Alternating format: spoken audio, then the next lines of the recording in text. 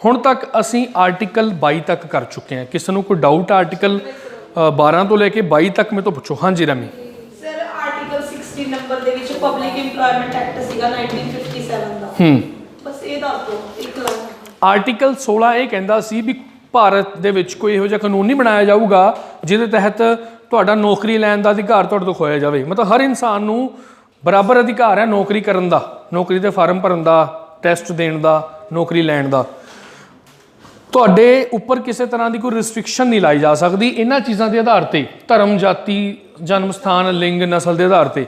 ਮੈਂ ਤੁਹਾਨੂੰ ਕਿਹਾ ਸੀ ਤੁਸੀਂ ਖੁਦ ਹਰਿਆਣੇ ਦਾ ਕੋਈ ਵੀ ਪੇਪਰ ਭਰ ਸਕਦੇ ਹੋ, ਤੁਸੀਂ ਹਿਮਾਚਲ ਦਾ ਕੋਈ ਪੇਪਰ ਭਰ ਸਕਦੇ ਹੋ, ਤੁਸੀਂ ਮੱਧ ਪ੍ਰਦੇਸ਼ ਦਾ ਕੋਈ ਪੇਪਰ ਭਰ ਸਕਦੇ ਹੋ। ਹਾਂ ਉੱਥੋਂ ਦਾ ਉੱਥੋਂ ਦੀ ਜਿਹੜੀ ਸਟੇਟ ਹੈ ਉਹ ਕੁਛ ਕੰਡੀਸ਼ਨਾਂ ਜ਼ਰੂਰ ਲਾ ਸਕਦੀ ਹੈ ਵੀ ਤੁਸੀਂ 10ਵੀਂ 'ਚ ਪੰਜਾਬੀ ਪੜ੍ਹੀ ਹੋਣੀ ਚਾਹੀਦੀ ਹੈ, 10ਵੀਂ 'ਚ ਹਿੰਦੀ ਪੜ੍ਹੀ ਹੋਣੀ ਚਾਹੀਦੀ ਹੈ, 10ਵੀਂ 'ਚ ਡੋਗਰੀ ਪੜ੍ਹੀ ਹੋਣੀ ਚਾਹੀਦੀ ਹੈ, 10ਵੀਂ 'ਚ ਸੰਸਕ੍ਰਿਤ ਪੜ੍ਹੀ ਹੋਣੀ ਚਾਹੀਦੀ ਹੈ। ਇਹੋ ਜਿਹੀਆਂ ਕੰਡੀਸ਼ਨਾਂ ਲਾ ਸਕਦੇ ਨੇ, ਹੋਰ ਕੋਈ ਕੰਡੀਸ਼ਨ ਨਹੀਂ ਲਾ ਸਕਦੇ ਇਹਨਾਂ ਚੀਜ਼ਾਂ ਦੇ ਆਧਾਰ 'ਤੇ। ਪਰ ਮੈਂ ਤੁਹਾਨੂੰ ਕਿਹਾ ਸੀ ਫਿਰ ਵੀ ਆਂਧਰਾ ਪ੍ਰਦੇਸ਼ ਅਤੇ ਤੇਲੰਗਾਨਾ ਨੇ ਸੰਸਦ ਨਾਲ ਗੱਲਬਾਤ ਕਰਕੇ ਸੰਸਦ ਦੇ ਵਿੱਚ ਜਾ ਕੇ ਸਪੈਸ਼ਲ ਇੱਕ ਕਾਨੂੰਨ ਬਣਵਾਇਆ ਹੋਇਆ ਵੀ ਸਾਡੇ ਇੱਥੇ ਜਿਹੜੀਆਂ ਨੌਕਰੀਆਂ ਹੋਣਗੀਆਂ, ਕੁਝ ਕੁ ਨੌਕਰੀਆਂ ਸਿਰਫ ਗਰੁੱਪ ਡੀ ਦੀਆਂ, ਪੀਐਨ ਵਗੈਰਾ ਦੀਆਂ ਨੌਕਰੀਆਂ ਅਸੀਂ ਆਪਣੇ ਲੋਕਾਂ ਨੂੰ ਹੀ ਦੇਣਾ ਚਾਹੁੰਦੇ ਹਾਂ। ਇਸ ਕਰਕੇ ਇੱਕ ਕਾਨੂੰਨ ਬਣਾ ਦਿਓ। ਸੰਸਦ ਨੇ ਇੱਕ ਕਾਨੂੰਨ ਬਣਾ ਦਿੱਤਾ ਪਬਲਿਕ ਇੰਪਲੋਇਮੈਂਟ ਐਕਟ 1957 ਦਾ, ਜਿਹੜਾ ਪਹਿਲਾਂ ਆਂਧਰਾ ਪ੍ਰਦੇਸ਼ ਤੇ ਅਤੇ ਹੁਣ ਤੇਲੰਗਾਨਾ ਤੇ ਵੀ ਲਾਗੂ ਹੁੰਦਾ। ਠੀਕ ਹੈ, ਇੱਥੇ ਦੀਆਂ ਜਿਹੜੇ ਗਰੁੱਪ ਡੀ ਦੀਆਂ ਪੋਸਟਾਂ ਨੇ ਨਾ, ਗਰੁੱਪ ਡੀ ਮਤਲਬ ਸਭ ਤੋਂ ਨੀਚੇ ਦੀਆਂ ਪੋਸਟਾਂ ਜਿਹੜੀਆਂ ਹੁੰਦੀਆਂ ਨੇ, ਉਹਨਾਂ ਦੇ ਵਿੱਚ ਉਹ ਕੌਣ ਲੈ ਸਕਦੇ ਨੌਕਰੀਆਂ? ਜਿਹੜੇ ਸਿਰਫ ਉੱਥੋਂ ਦੇ ਹੀ ਲੋਕ ਨੇ। ਜੇ ਆਪਾਂ ਚਾਹੀਏ ਤਾਂ ਪੰਜਾਬ 'ਚ ਵੀ ਇੱਦਾਂ ਕਰ ਸਕਦੇ ਹਾਂ, ਪਰ ਸੰਸਦ 'ਚ ਇੱਕ ਕਾਨੂੰਨ ਪਾਸ ਕਰਾਉਣਾ ਪਊਗਾ।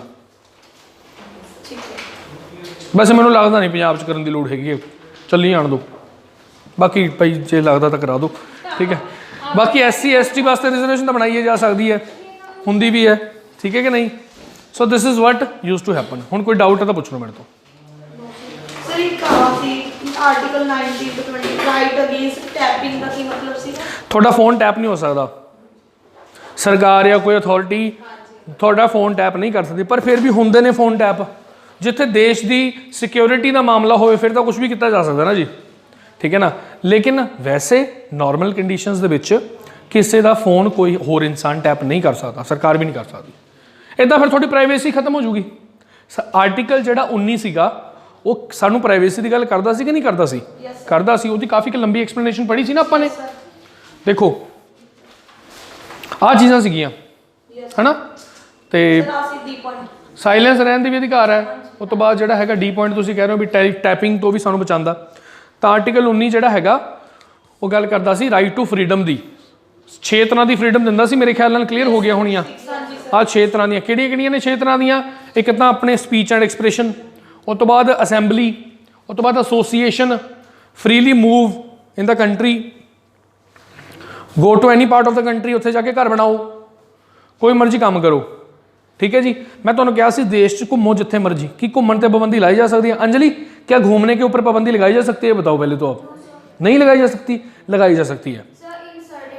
यस, इन सर्टेन केसेस, जैसे लाइक इन असम जहाँ पे STs रहते हैं कहीं भी। अंडेमान निकोबार के असीं गए जी घूमन के लिए, उत्थे कुछ आइलैंड ने कहते तुसीं इत्थे नहीं जा सकते जी। उत्थे अमेरिका का एक बंदा आ गया, पिछले साल की गल है, अमेरिका का एक बंदा आ गया। उत्थे कुछ आइलैंड ने, सेंटिनलीज आइलैंड है, उत्थे जाण ते पाबंदी है। उत्थे जिहड़े आदिवासी लोग ने, मैं तुहानूं दस्सिया सी भी आदिवासियों दे कोल जाना उन्हां दे लई खतरनाक साबित हो सकदा क्योंकि साडियां बीमारियां फैल सकदियां उन्हां नूं। सानूं तां हरेक बीमारी दी वैक्सीनेशन टीकाकरण होया होया साडा, जम्मदे जवाक दा हो जांदा कि नहीं जी, लेकिन उन्हां दे नहीं ना हुंदा तां मर जाणगे बेचारे, कॉमन फ्लू दे नाल मर जाणगे। तो फिर वो बंदा अमेरिका का रिश्वत दे के किसी शिप वाले नूं चला गया, 25,000 रुपये दे के चला गया। उत्थे क्यों गया? कहता जी मैं अपने धर्म का प्रचार करना है, क्रिश्चैनिटी फैलाना आया, मैं अपने अपने सोच है सारिਆਂ ਦੀ। वो चला गया उत्थे क्रिश्चैनिटी फैलानी सी। ਉਹਨੂੰ ਕਿਹਾ ਉਹਨੇ शिप वाले ਨੂੰ, ਕਹਿੰਦਾ ਕੱਲ ਨੂੰ आ जी मैनू लैन भी मैं क्रिश्चैनिटी फैला दूंगा पूरी रात च। ਹੁਣ पता नहीं की ਇਹੋ ਜਿਹਾ फैलाना सी ਉਹਨੇ। अगले दिन ਉਹ गए ਇੱਦਾਂ ਦੋ ਨਾ ਵੱਡੇ ਵੱਡੇ ਉਹਨੇ ਹੁੰਦੇ ਭਾਲੇ ਜੇ ਨਹੀਂ ਹੁੰਦੇ ਭਾਲੇ, ਉਹਨਾਂ ਦੇ ਵਿੱਚ ਉਹਨੂੰ ਫਸਾ ਕੇ ਤਾਂ ਗੱਡਿਆ ਪਿਆ ਬੀਚ ਤੇ ਆਦੀਵਾਸੀਆਂ ਨੇ, ਕਹਿੰਦੇ ਫੈਲਾ क्रिश्चैनिटी तू। ਤਾਂ ਕੀ ਵਧੀਆ ਰਹਿ ਗਿਆ ਉਹ। ਫਿਰ ਉਹ ਤੋਂ ਬਾਅਦ ਜਦੋਂ ਪੁਲਿਸ ਨੂੰ ਪਤਾ ਲੱਗਿਆ, ਇੱਦੋਂ पुलिस भी नहीं जाती उत्थे, ना आर्मी जाती, कोई नहीं जाता उत्थे, सरकार भी नहीं जाती, सिर्फ उपर ड्रोन के राही वो देख लेंगे भी की चल रहा उत्थे। ठीक है, वो देखा वो तो गड्ढे पाया उत्थे बीच के उपर इदा ही भालियां च इदा तीर तीर पे से छाती च वजे हुए, जिवें फिल्मां च नहीं देखते आप, इदा का सीन सी। ਫਿਰ ਸਭ ਤੋਂ ਪਹਿਲਾਂ ਤਾਂ ਗਵਰਨਮੈਂਟ ਨੇ ਮਛੁਆਰਿਆਂ ਨੂੰ ਫੜ ਕੇ ਜੇਲ੍ਹ 'ਚ ਪਾਇਆ, ਕਹਿੰਦੇ ਤੈਨੂੰ ਲੈ ਕੇ ਕਿਵੇਂ ਗਿਆ ਉਹਨੂੰ ਉੱਥੇ, ਅਸੀਂ ਪਾਬੰਦੀ ਲਾਈ ਹੋਈ ਹੈ। ਉਹ ਤੋਂ ਇਲਾਵਾ ਹੋਰ ਕਿਸੇ ਇਨਸਾਨ ਦੀ ਪਾਬੰਦੀ ਲਾ ਸਕਦੇ ਆਪਾਂ ਘੁੰਮਣ ਫਿਰਨ ਤੋਂ? In some cases like prostitutes or the people who have AIDS, they can be prohibited, ਕਿਸੇ ਜਗ੍ਹਾ ਤੇ ਜਾਣ ਤੋਂ ਰੋਕ ਸਕਦੇ ਆ ਨਾ, ਬਸ ਇਹ ਐਕਸੈਪਸ਼ਨ ਸੀਗੀਆਂ। ਹੁਣ ਇਹਦਾ ਕੋਈ ਆਰਟੀਕਲ ਨਹੀਂ ਹੈਗਾ, ਵੈਸੇ ਲਿਖਿਆ ਹੈ ਸੰਵਿਧਾਨ ਜੀ ਉੱਪਰ ਰੋਕ ਸਕਦੇ ਹਾਂ। ਆਰਟੀਕਲ 19 ਸਾਨੂੰ ਦੇਸ਼ ਦੇ ਕਿਸੇ ਵੀ ਹਿੱਸੇ 'ਚ ਘੁੰਮਣ ਦੀ ਇਜਾਜ਼ਤ ਦਿੰਦਾ। ਅੱਛਾ, ਜੇ ਅਸੀਂ ਦੇਸ਼ ਤੋਂ ਬਾਹਰ ਜਾਣਾ ਹੋਵੇ ਉਹਦੀ ਇਜਾਜ਼ਤ ਸਾਨੂੰ ਕਿਹੜਾ ਆਰਟੀਕਲ ਦਿੰਦਾ? ਸਾਨੂੰ ਸਾਡੇ ਦੇਸ਼ ਚੋਂ ਬਾਹਰ ਜਾਣ ਦੀ ਇਜਾਜ਼ਤ ਕਿਹੜਾ ਆर्टिकल ਦਿੰਦਾ? ऐसा कोई आर्टिकल नहीं है। नहीं आर्टिकल है, बताइए मुझे। सिटीजनशिप नहीं, मौलिक अधिकार, फंडामेंटल राइट्स पढ़ रहे हैं हम, दसो भाई, नहीं पढ़ते? आर्टिकल नंबर 21 याद करो। मैं थोड़ा कहा सी बहुत डिटेल च है, शायद थोड़ा ना विजिबल होया होवे उस टाइम। यस, बाहर घूमना, देश से बाहर जाना आपकी पर्सनल लिबर्टी है, आप जा सकते हो। इसमें देखो कहाँ लिखा हुआ है,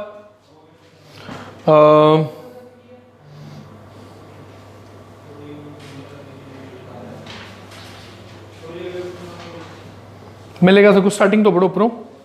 लीगल एड, हैंडकफिंग 14 क्लियर है जी।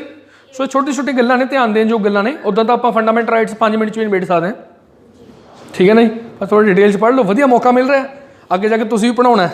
दैट्स वाई मैं तुहानूं वधिया तरीके नाल पढ़ा रहा। हाँ वो मैं मानदा, वो तुसीं मेरे तो अलग तो लै लो, या तुसीं थोड़ा जिहा आप भी वो करो।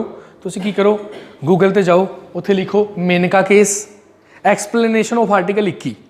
थोड़ा खेचल थोड़ी जी खुद भी कराया करो, कंफर्टेबल जोन च ना रहा करो। उदा जे आपां कोई ड्रैस देखनी होवे, कोई डिजाइनर सूट देखना होवे, मिंट लाने आपां, नाल दी नाल दिख जांदा आपां नूं। ये चीज़ नहीं आपां सर दी गलती है भी सर ने छोटे छोटे फॉन्ट पाते। ओ भाई आप भी तो कराया करो कुछ यार, मैनूं कोई दिक्कत नहीं, मैं दे दूंगा, मेरा किहड़ा कुछ मुੱਲ लगदा, ठीक है। आर्टिकल 21 च पढ़ियो सारा जाके भी थोनों संविधान द्वारा की चीज़ां मिलियां हुई ने। मैं थोनों कहा सी ईवन ये चीज़ भी मिली हुई है कि रात को कोई डीजे ला के थोड़ी नींद नहीं खराब कर सकता, याद है? अच्छा एनवायरनमेंट आपको एक अधिकार मिला, मौलिक अधिकार के रूप में मिला हुआ है। अच्छा एनवायरनमेंट होना चाहिए हमारा, है कि नहीं है? Second point, shelter, privacy, health, right to privacy. Article देखा जाए तो 19 भी आता, आर्टिकल 21 भी आ रहा है, वो भी आप फोन टैपिंग तो बचाता, सानू भी तो प्राइवेसी है। चलो आर्टिकल 21 ए क्लीयर हो गया सी। आर्टिकल 22 क्लीयर हो गया सी। बई जदों तुसी सपोज करो थोनों धक्के नाल कोई बंदी नहीं बना सकता, पहली गल तो जे बना लिया तो 24 घंटे के अंदर अंदर थोनों रिहा करना पऊगा। Nobody can detain you more than 24 hours. इत्थे पुलिस स्टेशन च ना एक बार एक बंदा फड़ के लै गए, साढ़े इत्थे कुछ लोग काम करते होंगे ना, बंदा फड़ के लै गए पुलिस स्टेशन च, कुछ किया होना माड़ा मोटा, नहीं किया पता नहीं क्यों लै गए, उन्होंने बिठा लिया उत्थे, वो तो सवाल जवाब करते सी, उन्होंने टॉर्चर करते सी या नहीं करते सी, चलो रात को छड्ड दिंदे सी उन्हें, बजा अगले दिन फिर फड़ लैंदे सी, क्योंकि 24 घंटे तो ज़्यादा तुसीं किसी नूं पुलिस स्टेशन च नहीं रख सकते। एक बार एक बंदा ना तंग कर रहा सी साडे उत्थे मुहल्ले च आके, दा ना पी पा के ना तंग कर रहा सी, असीं फड़ फड़ के थाने लै गए। पुलिस स्टेशन वाले कहते यार तुसीं काहदे वास्ते ले इहनूं, इहनूं कुट कट के इदां ही सैट कर देना सी। असीं कहा नहीं सर भी असीं किदां कुट सकदे, असीं साडे कोल थोड़ी है। तां कहंदे नहीं, असीं कहा भी रात नूं इहनूं अपने कोल रख लो, कहंदे ना जी असीं रखदे रात नूं, या तां परचा कराओ फिर इहते, आ जाओ अंदर आके FIR कराओ, परचा कराओ। कहते यार हुणे उतर जानी 2 घंटे में, क्या टेंशन लैंदे हो, नाले आप टेंशन पाओगे अपने गल च, नाले साडे पाओगे, नाले इहदे पाओगे। कहते 24 घंटे तो बाद असीं रख नहीं सकते, सानूं नाल दी नाल इहनूं किसी मजिस्ट्रेट दे अगे पेश करना पऊगा। हैबस कॉर्पस दी एक रिट हुंदी है, हैबस कॉर्पस एक रिट हुंदी है जिहड़ी सानूं बचाउंदी है, पर्सनल लिबर्टी दिंदी है, वो सानूं 24 घंटे तो बाद कोई डिटेन नहीं कर सकता, ठीक है।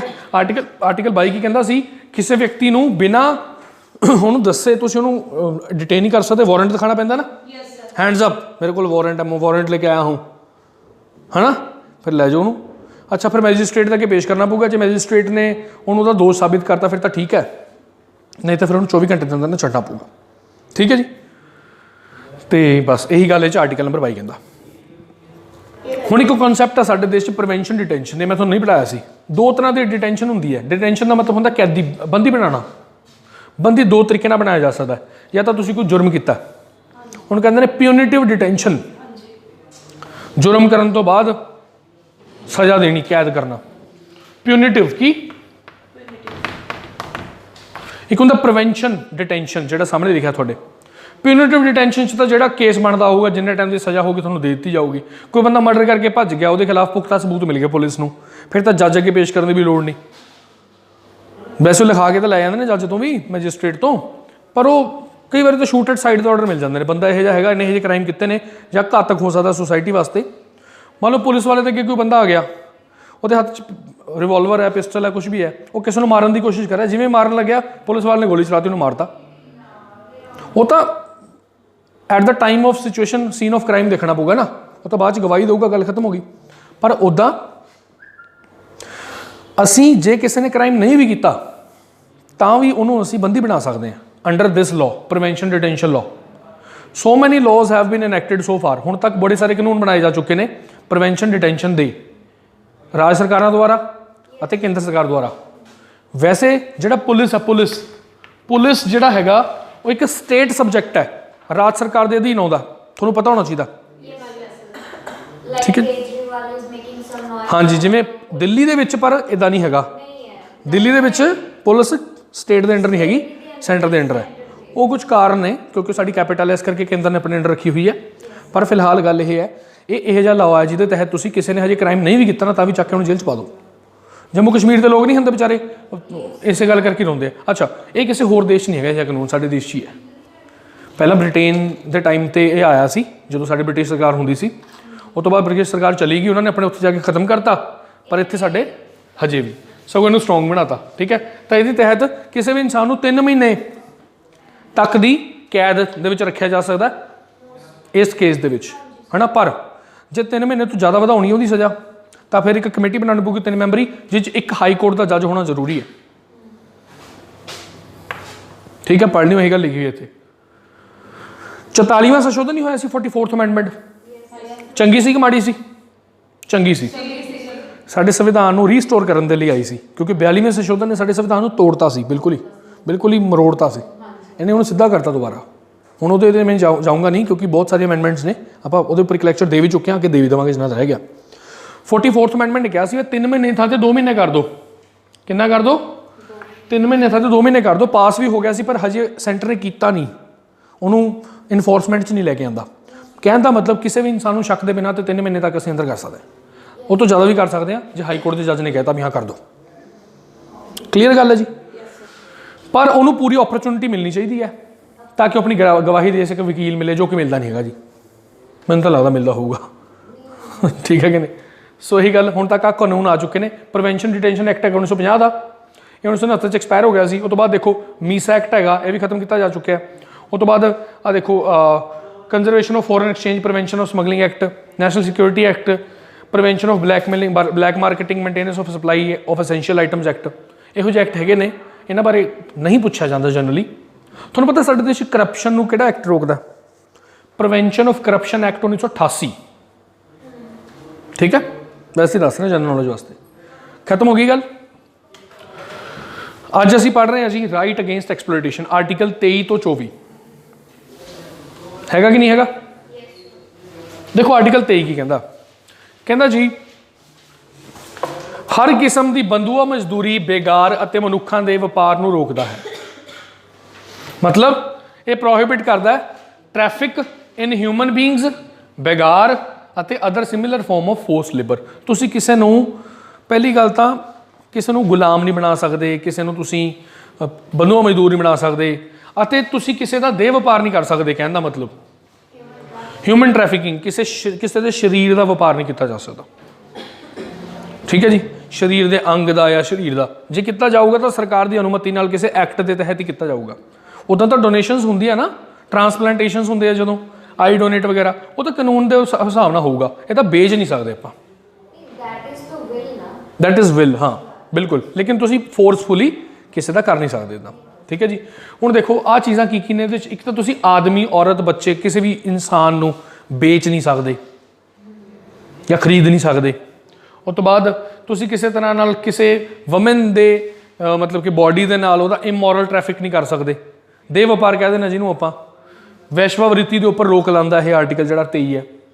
ਅਤੇ ਦੇਵਦਾਸੀ ਪ੍ਰਥਾ, ਤੁਹਾਨੂੰ ਪਤਾ ਜਿਹੜੀ ਸਾਊਥ ਇੰਡੀਆ ਦੇ ਵਿੱਚ ਮੰਦਰਾਂ ਦੇ ਵਿੱਚ ਦੇਵਦਾਸੀ ਪ੍ਰਥਾ ਹਜੇ ਵੀ ਚੱਲਦੀ ਹੈ। ਗਰੀਬ ਲੋਕ ਜਿਹੜੇ ਹੁੰਦੇ ਨੇ ਨਾ, ਇੱਕ ਨਾ ਵਿਆਹ ਦੀਆਂ ਕਿਸਮਾਂ ਨੇ, ਏਂਸ਼ੀਅੰਟ ਹਿਸਟਰੀ 'ਚ ਪੜ੍ਹਾਂਗੇ। अर्श, देव, पैशाच, गंधर्व, ऐसे तकरीबन 7-8 विवाह की किस्में हैं जिनके बारे में हम पढ़ेंगे। मैं आपको सिर्फ देवा के बारे में बता रहा हूँ, गरीब इंसान है, वहम पाता किसी ने भी पंडित को ले जा, तेरा काम नहीं हो रहा, काम हो जाऊगा। वो पंडित को ले गया, पंडित जी काम करो। पंडित ने कहा भी यज्ञ करना पड़ेगा जी। वो कहते कर दो जी, फिर फीस लगेगी। फीस तो मेरे पास है नहीं। वो कहता है एक ऑप्शन है, फीस नहीं है ना तेरे पास देने के लिए, तो अपनी बेटी मेरे को दे दे। दिस इज स्टिल, ये अभी भी होता है साउथ इंडिया में, कर्नाटका में बहुत होता है, जिसमें पंडित को वो फीस की बजाय अपनी बेटी दान कर देता था। ठीक है, वो उसको कैसे रखता था, एज अ देवदासी, उसके काम घर बार में काम कर देती थी। पहला तो सही तरीके ਨਾਲ ਬਣਦਾ ਹੋਣਾ, ਉਹ ਕਦੇ ਘਰੇ ਕੰਮ ਕਰ ਦਿੰਦੀ ਹੋਣੀ, ਜਿਵੇਂ ਆਪਾਂ ਕੰਮ ਵਾਲੇ ਨੂੰ ਤਾਂ ਪੈਸੇ ਦੇਣੇ ਹੀ ਆ, ਪਰ ਉਹ ਫਿਰ ਹੁਣ ਜਿਹੜਾ ਹੈਗਾ ਉਹ ਨੈਗੇਟਿਵ ਚੀਜ਼ ਬਣ ਗਈ। ਉਹ ਫਿਰ ਪ੍ਰੋਸਟੀਟਿਊਸ਼ਨ ਵੱਲ ਨੂੰ ਚਲਾ ਗਿਆ, ਉਹਨਾਂ ਦੀ ਐਕਸਪਲੋਇਟੇਸ਼ਨ ਹੋਣ ਲੱਗ ਗਈ। ਫਿਲਹਾਲ ਇਹ ਤਾਂ ਬੈਨ ਹੈ। ਠੀਕ ਹੈ ਜੀ। ਅੱਛਾ, ਉਸ ਤੋਂ ਬਾਅਦ ਗੁਲਾਮੀ ਪ੍ਰਥਾ ਦੇ ਉੱਪਰ ਵੀ ਬੈਨ ਹੈ, ਤੁਸੀਂ ਗੁਲਾਮ ਨਹੀਂ ਬਣਾ ਸਕਦੇ ਕਿਸੇ ਨੂੰ। ਠੀਕ ਹੈ ਜੀ। ਸੋ ਇਹ ਸੀਗਾ ਸਾਡਾ article number 23, right against exploitation, ਯਾਨੀ ਇਹਨੂੰ ਕਹੀਏ ਆਪਾਂ ਸ਼ੋਸ਼ਣ ਦੇ ਵਿਰੁੱਧ ਅਧਿਕਾਰ। ਆਰਟੀਕਲ 24 ਵੀ ਇਹਦੇ ਵਿੱਚ ਹੀ ਆਉਂਦਾ। ਆਰਟੀਕਲ ਅੱਛਾ, ਹੁਣ ਤੱਕ ਮੈਂ ਤੁਹਾਨੂੰ ਕਿਹਾ ਵੀ ਸ਼ੋਸ਼ਣ ਨਹੀਂ ਕੀਤਾ ਜਾ ਸਕਦਾ, ਤਾਂ ਉਹਦੇ ਨਾਲ ਸੰਬੰਧਿਤ ਕਾਫੀ ਸਾਰੇ ਕਾਨੂੰਨ ਸਾਡੇ ਦੇਸ਼ ਬਣ ਚੁੱਕੇ ਨੇ। ਜਿੱਦਾਂ ਸਭ ਤੋਂ ਪਹਿਲਾਂ 1956 ਦਾ ਐਕਟ ਹੈ, bonded labour act, minimum wages act, contract labour act, equal remuneration act. ਕਾਫੀ ਸਾਰੇ ਐਕਟ ਨੇ, ਇਹ ਤੁਹਾਡੇ ਸਾਹਮਣੇ ਨੇ। ਤੁਸੀਂ ਕਿਸੇ ਨੂੰ ਬੰਨ੍ਹ ਕੇ ਨਹੀਂ ਰੱਖ ਸਕਦੇ ਆਪਣੇ ਨਾਲ ਵੀ ਤੂੰ ਮੇਰਾ ਕੰਮ ਕਰ। ਨਾ ਹੀ ਕੋਈ ਦੇਹ ਵਪਾਰ ਕਰ ਸਕਦੇ ਹੋ, ਨਾ ਹੀ ਸਰੀਰ ਦਾ ਵਪਾਰ ਕਰ ਸਕਦੇ ਹੋ। ਪਰ ਐਕਸੈਪਸ਼ਨ ਤਾਂ ਇਸਮੇ ਵੀ ਹੈ ਜੀ। ਆਰਮੀ ਦੇ ਵਿੱਚ ਜਿਹੜੇ ਆਫਿਸਰ ਨੇ, ਉਹਨਾਂ ਨੂੰ ਆਰਮੀ ਬੰਨ੍ਹ ਕੇ ਰੱਖ ਸਕਦੇ ਵੀ ਹਜੇ ਨਹੀਂ ਜਾਣਾ ਤੂੰ ਘਰੇ। ਉੱਥੋਂ ਲੜਾਈ ਲੱਗੀ ਹੈ, ਉੱਥੋਂ ਤੂੰ ਛੁੱਟੀ ਮੰਗ ले भी मेरा तो जी हैप्पी बर्थडे है, बच्चे का बर्थडे है, सालगिरह है या क्या है। ऐसे थोड़ी चलेगा भैया, ज़रूरत है देश को तुम्हारी, तो ऐसे। या फिर कोई होर, मतलब आर्मी ਦੇ ਵਿੱਚ ਹੀ ਕੋਈ ਹੋਰ ਤਰ੍ਹਾਂ ਦੀ ਕੋਈ ਖਾਸ ਸਰਵਿਸ ਹੈ ਜਿਹੜੀ ਗਵਰਨਮੈਂਟ ਆਫ ਇੰਡੀਆ ਨੂੰ ਲੱਗਦੀ ਹੈ ਕਿ ਓਬਲੀਗੇਟਰੀ ਬਣਾਉਣ ਦੀ ਲੋੜ ਹੈ, ਤਾਂ ਬਣਾਉਣੀ ਪਊਗੀ। ਠੀਕ ਹੈ ਜੀ। ਅੱਛਾ, ਤੁਹਾਨੂੰ ਪਤਾ ਆਰਮੀ ਦੇ ਵਿੱਚ ਜਿਹੜੇ ਇੱਕ ਤਾਂ ਹੁੰਦੇ ਨੇ ਆਰਮੀ ਦੇ ਸੋਲਜਰਸ ਹੁੰਦੇ ਨੇ, ਆਫਿਸਰ ਹੁੰਦੇ ਨੇ, ਹੈ ਨਾ, ਪ੍ਰੋਪਰ ਜਿਹੜੇ ਯੂਨੀਫਾਰਮ ਦੇ ਵਿੱਚ ਆਰਮੀ ਹੁੰਦੇ ਨੇ, ਪਰ ਆਰਮੀ ਦੇ ਵਿੱਚ ਕਈ ਉਹ ਲੋਕ ਵੀ ਤਾਂ ਕੰਮ ਕਰਦੇ ਨੇ ਨਾ, ਜਿਹੜੇ ਕੁੱਕ ਹੋ ਗਏ, ਟੇਲਰ ਹੋ ਗਏ, ਡਾਕਟਰ ਹੋ ਗਏ, ਉਹਨਾਂ ਦੇ ਆਪਣੇ ਜਿਹੜੇ ਆਲਤੂ ਫਾਲਤੂ ਛੋਟੇ ਮੋਟੇ ਕੰਮ ਕਰਦੇ ਨੇ, ਇਹ ਉਹਨਾਂ 'ਤੇ ਵੀ ਲਾਗੂ ਹੁੰਦਾ। ਯੈਸ, ਕਿਉਂਕਿ ਉਹਨਾਂ ਦੀ ਵੀ ਜਿਹੜੀ ਹੈ ਦੇ also comes in the concept of security ਨਾ, ਸਾਡੇ ਦੇਸ਼ ਦੀ ਸੁਰੱਖਿਆ ਦੇ ਨਾਲ ਡਾਇਰੈਕਟ ਲਿੰਕ ਹੈ ਉਹਨਾਂ ਦਾ। ਗੱਲ ਸਮਝ ਆਈ ਇਸ ਤਰੀਕੇ ਨਾਲ। ਠੀਕ ਹੈ ਜੀ। ਸੋ ਆਰਟੀਕਲ ਜਿਹੜਾ ਹੈਗਾ 23 ਸੀਗਾ ਕੰਪਲੀਟ। ਆਰਟੀਕਲ 24 ਕੀ ਕਹਿੰਦਾ? ਕਹਿੰਦਾ ਜੀ 14 ਸਾਲ ਤੋਂ ਘੱਟ ਉਮਰ ਦੇ ਬੱਚਿਆਂ ਨੂੰ ਫੈਕਟਰੀ, ਖਾਣਾ ਕੀ ਹੁੰਦੀਆਂ ਨੇ, ਮਾਈਨਸ, ਜਿੱਥੋਂ ਕੋਲਾ ਵਗੈਰਾ ਨਿਕਲਦਾ ਹੈ, ਹੋਰ ਜੋਖਿਮ ਭਰੇ ਸਥਾਨਾਂ 'ਤੇ ਕੰਮ ਲੈਣ 'ਤੇ ਰੋਕ ਲਾਈ ਜਾਂਦੀ ਹੈ ਜੀ। ਕਹਿੰਦਾ ਜੀ ਸਾਡੇ ਦੇਸ਼ ਹੁਣ ਤੱਕ ਕਾਫੀ ਸਾਰੇ ਕਾਨੂੰਨ ਆ ਚੁੱਕੇ ਨੇ ਜਿਹਦੇ ਤਹਿਤ ਤੁਸੀਂ 14 ਸਾਲ ਤੋਂ ਘੱਟ ਬੱਚੇ ਨੂੰ ਕਿਸੇ ਖਤਰਨਾਕ ਜਗ੍ਹਾ 'ਤੇ ਇੰਪਲੋਏ ਨਹੀਂ ਕਰ ਸਕਦੇ। ਪਰ ਕੀ ਗੈਰ ਖਤਰਨਾਕ ਜਗ੍ਹਾ 'ਤੇ ਕਰ ਸਕਦੇ? ਜਿੱਥੇ ਖਤਰਾ ਨਾ ਹੋਵੇ ਉੱਥੇ ਕਰ ਸਕਦੇ ਹਾਂ ਜੀ। ਸਾਡਾ ਸੰਵਿਧਾਨ ਓਰੀਜਨਲੀ ਇਸ ਚੀਜ਼ 'ਤੇ ਕੋਈ ਰੋਕ ਨਹੀਂ ਲਾਉਂਦਾ ਸੀਗਾ। ਸੁਣ ਲਓ ਪਹਿਲਾਂ ਪੂਰੀ ਗੱਲ। ਠੀਕ ਹੈ ਵੀ ਜੇ ਕਿਸੇ ਨੇ ਆਪਣੇ ਘਰੇ ਕੋਈ ਬੱਚਾ ਰੱਖਿਆ ਹੋਇਆ, ਭਾਵੇਂ ਉਹ 14 ਸਾਲ ਤੋਂ ਘੱਟ ਵੀ ਹੈ, ਤਾਂ ਵੀ ਕੋਈ ਗੱਲ ਨਹੀਂ, ਕਿਉਂਕਿ ਉੱਥੇ ਉਹਦੀ ਕੇਅਰ ਕਰਨੀ ਜ਼ਰੂਰੀ ਹੈ। ਬਸ ਵੀ ਉਹਦੀ ਹੈਂਡਲਿੰਗ ਪ੍ਰੋਪਰ ਹੋਣੀ ਚਾਹੀਦੀ ਹੈ। ਇਹਦੇ ਲਈ ਵੱਖਰੇ ਕਾਨੂੰਨ ਹੁੰਦੇ ਨੇ, ਉਹਨਾਂ ਬਾਰੇ ਆਪਾਂ ਨਹੀਂ ਡਿਸਕਸ ਕਰ ਰਹੇ, ਆਪਾਂ ਸੰਵਿਧਾਨ ਪੜ੍ਹ ਰਹੇ ਹਾਂ। ਠੀਕ ਹੈ ਜੀ। ਅੱਛਾ, ਹੁਣ ਫੈਕਟਰੀਆਂ, ਮਾਈਨਸ, ਚਾਈਲਡਹੁੱਡ ਵਗੈਰਾ ਵਗੈਰਾ ਵਾਸਤੇ ਹੁਣ ਤੱਕ ਕਾਫੀ ਸਾਰੇ ਐਕਟ ਬਣ ਚੁੱਕੇ ਨੇ। ਪਹਿਲਾਂ ਇਹਦੀ ਜਿਹੜੀ ਫਾਈਨ ਹੁੰਦਾ ਸੀ 20,000 ਹੁੰਦਾ ਸੀ, ਪਰ ਰੀਸੈਂਟਲੀ ਸੰਨ 2016 ਦੇ ਵਿੱਚ ਇੱਕ ਨਾ ਲੇਬਰ ਅਮੈਂਡਮੈਂਟ ਹੋਈ ਹੈ ਜਿਹਨੇ ਕਹਿਤਾ ਵੀ ਤੁਸੀਂ ਹੁਣ ਬੱਚੇ ਨੂੰ ਕਿਸੇ ਵੀ ਕੰਮ 'ਚ ਨਹੀਂ ਰੱਖ ਸਕਦੇ। 14 ਸਾਲ ਤੋਂ ਘੱਟ ਬੱਚੇ ਨੂੰ ਤਾਂ वो तो देनी पड़ेगी। आप 14 साल से कम उम्र के बच्चे को किसी भी काम के लिए अपने घर पे, नौकरी पे नहीं रख सकते। सुन लो बात। पहला तो यह होता सी ना भी खतरनाक जगह ते नहीं रख सकते, हुण ये हो गया भी तुसीं किते नहीं रख सकते। ठीक है। आ जिहड़ियां खतरनाक जगहां ने इन्हां वास्ते उम्र हुण 18 साल करती, मतलब होर उहनूं स्ट्रिंजेंट बनाता। गल समझ आई? फिलहाल तुहानूं ये याद होना चाहिए भी साडे संविधान 'च की लिखिआ, ये ज़्यादा इंपॉर्टेंट है। अमेंडमेंट 2016 च हुई है, ये भी याद रखो। अच्छा, फाइन हुण कितना करता? पहला 20,000 होंदा सी, हुण 50,000 तक करता, और सज़ा हुण 3 साल तक करती है। वैसे इनिशियली सज़ा 1 साल की होंदी है, पर जो बंदा बार बार ये गल रिपीट करे, क्राइम रिपीट करे, किसी को कोई बच्चे को किसी को इंप्लॉयमेंट करे, तो फिर 3 साल तक की उन्होंने सज़ा हो सकती। सो ये सीगा जी आर्टिकल नंबर 24। आर्टिकल नंबर 23 तो 24 क्लीयर हो गया। आर्टिकल 23 तो कलैक्टिवली गल करता भी तुसीं किसी का शोषण नहीं कर सकते, किसी आदमी का, किसी औरत का, किसी बच्चे का, उसके शरीर के अंग नहीं बेच सकते, ਕਿਸੇ ਨੂੰ ਬਧਵਾ ਮਜ਼ਦੂਰੀ ਨਹੀਂ ਕਰਾ ਸਕਦੇ, ਦੇਵਦਾਸੀ ਨਹੀਂ ਕਰ ਸਕਦੇ। ਆਰਟੀਕਲ 24 ਖਾਸ ਬੱਚਿਆਂ ਦੀ ਗੱਲ ਕਰਦਾ। ਬੱਚਿਆਂ ਵਾਸਤੇ ਸਾਡੇ ਸੰਵਿਧਾਨ 'ਚ ਵੀ ਕਾਫੀ ਪ੍ਰਾਵਧਾਨ ਬਣਾਏ ਗਏ ਨੇ। ਸਭ ਤੋਂ ਮਸ਼ਹੂਰ, ਸਭ ਤੋਂ ਫੇਮਸ ਕਿਹੜਾ? Article number 21A, yes right to education. ਇੱਕ ਆਰਟੀਕਲ ਨੰਬਰ 45 ਵੀ ਐਜੂਕੇਸ਼ਨ ਦੀ ਗੱਲ ਕਰਦਾ ਬੱਚਿਆਂ ਦੀ। ਮਤਲਬ up to age of 14 years ਹਾਂ, ਉਹਦੇ ਵਿੱਚ ਵੀ ਕੁਝ ਚੇਂਜ ਕੀਤੇ ਗਏ ਸੀ, ਉਹ ਡਾਇਰੈਕਟਿਵ ਪ੍ਰਿੰਸੀਪਲ 'ਚ ਆਪਾਂ ਪੜਾਂਗੇ। ਚਲੋ ਜੀ, ਆਰਟੀਕਲ 25 ਤੋਂ 28 ਅਗਲਾ ਕਿਹੜਾ ਜੀ? Right to freedom of religion. ਕਹਿੰਦਾ ਜੀ ਧਰਮ ਆਜ਼ਾਦੀ ਦਾ ਅਧਿਕਾਰ, ਧਾਰਮਿਕ ਆਜ਼ਾਦੀ ਦਾ ਅਧਿਕਾਰ।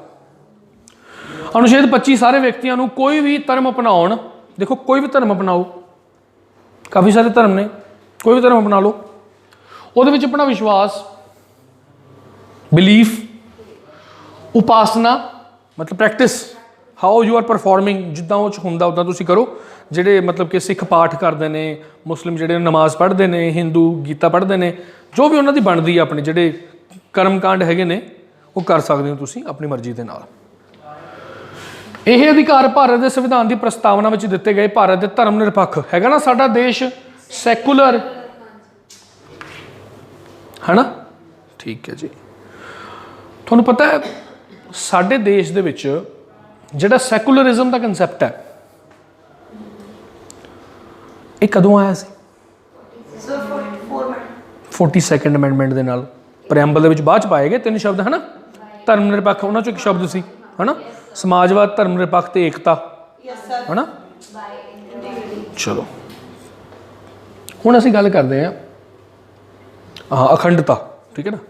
ਹੁਣ ਅਸੀਂ ਗੱਲ ਕਰਦੇ ਹਾਂ ਸੈਕੂਲਰ। ਸਾਡੇ ਦੇਸ਼ 'ਚ ਜਿਹੜਾ ਹੈਗਾ ਉਹ ਜਿਹੜੇ ਬਾਕੀ ਮੁਲਕ ਨੇ, ਹੋਰ ਵੀ ਕਈ ਮੁਲਕ ਸੈਕੂਲਰ ਹੋਣਗੇ, ਫੋਰਨ ਦੇ ਕਈ ਸਾਰੇ ਮੁਲਕ ਨੇ ਹੈ ਨਾ, ਉਹਨਾਂ ਨਾਲੋਂ ਕਿਵੇਂ ਵੱਖਰਾ ਹੈ? ਦੇਖੋ ਜਿਹੜੇ ਬਾਕੀ ਮੁਲਕ ਨੇ ਨਾ, ਵੈਸਟਰਨ ਕੰਟਰੀਜ਼ ਨੇ ਜਿਹੜੀਆਂ, ਉਹ ਗੱਲ ਕਰਦੀਆਂ ਨੇ ਵੀ there is no role of religion in the state. State have no religion and we don't have anything with the religion, we do not have any relation. ਅਸੀਂ ਧਰਮ ਨਾਲ ਕੋਈ ਮਤਲਬ ਸਾਡਾ ਲੈਣ ਦੇਣ ਨਹੀਂ ਹੈਗਾ।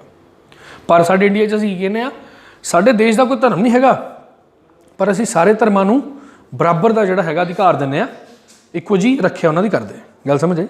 ਥੋੜ੍ਹਾ ਜਿਹਾ ਵੱਖਰਾ ਸਾਡਾ, ਅਸੀਂ ਸਾਰਿਆਂ ਦੀ ਰਿਸਪੈਕਟ ਬਰਾਬਰ ਕਰਦੇ ਹਾਂ। ਉਹ ਧਰਮ ਨਾਮ ਦੀ ਚੀਜ਼ ਬਿਲੀਵ ਨਹੀਂ ਕਰਦੇ, ਮਤਲਬ ਜਿਹੜੇ ਨਹੀਂ ਕਰਦੇ ਤਾਂ, ਠੀਕ ਹੈ ਜੀ।